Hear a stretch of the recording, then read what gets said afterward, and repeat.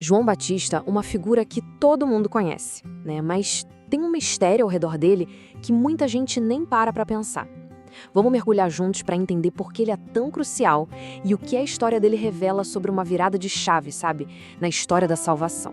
E para começar, que tal uma pergunta que Santo Agostinho fez e que já coloca o João Batista num lugar totalmente diferente? Pensa bem, por que a igreja celebra o nascimento dele? Geralmente a gente comemora o dia da morte de um santo, a sua passagem. Com João é diferente. E essa exceção, olha, ela tá cheia de significado e já nos dá uma pista da missão dele.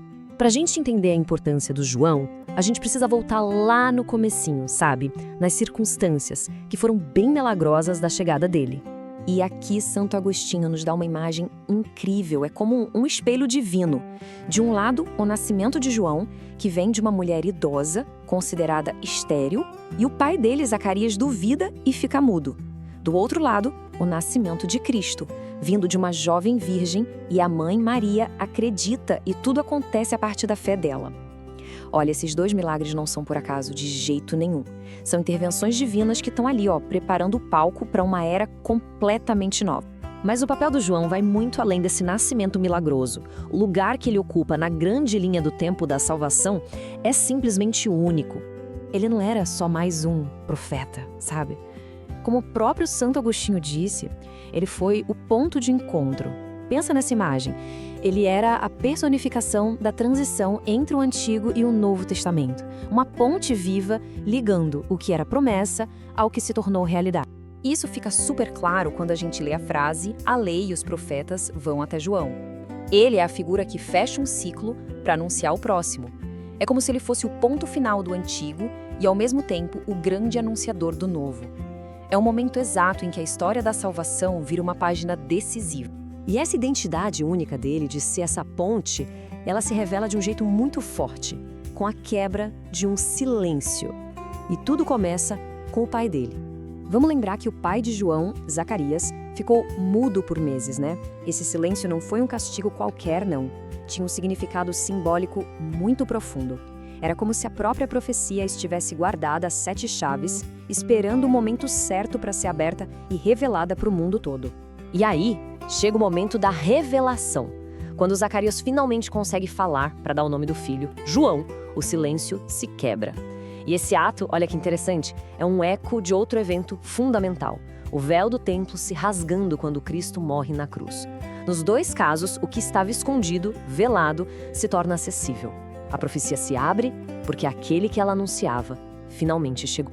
Mas o mais incrível é que o João nunca se colocou no centro das atenções. Ele sabia exatamente qual era o seu papel. Quando perguntaram para ele, "E aí, quem é você?", a resposta dele foi direta: "Eu sou a voz". Percebe? Ele não era a mensagem, ele era o mensageiro, aquele que prepara o caminho. E aqui está a diferença crucial, o ponto-chave. João se via como a voz, algo que soa e depois se vai. A função dele era temporária. Ele existiu para anunciar Cristo, que é a palavra eterna, aquela que existe desde o princípio. A voz prepara o ouvido para a palavra, e é a palavra que fica para sempre. E toda essa missão dele estava, de certa forma, resumida no próprio nome. Não era só um nome, era uma declaração de propósito. O nome João, que vem do hebraico Yehochanan, significa Deus é bondoso ou Deus é gracioso. Pensa só, esse nome foi escolhido pelo próprio céu. É uma verdadeira declaração teológica. Antes mesmo de João dizer qualquer coisa, o nome dele já anunciava a natureza de Deus, aquele que estava vindo, um Deus de graça, de bondade. E toda a missão dele simplesmente flui a partir desse nome. A vocação dele desde o ventre da mãe era preparar o povo para se converter, para que pudessem acolher a palavra de Deus.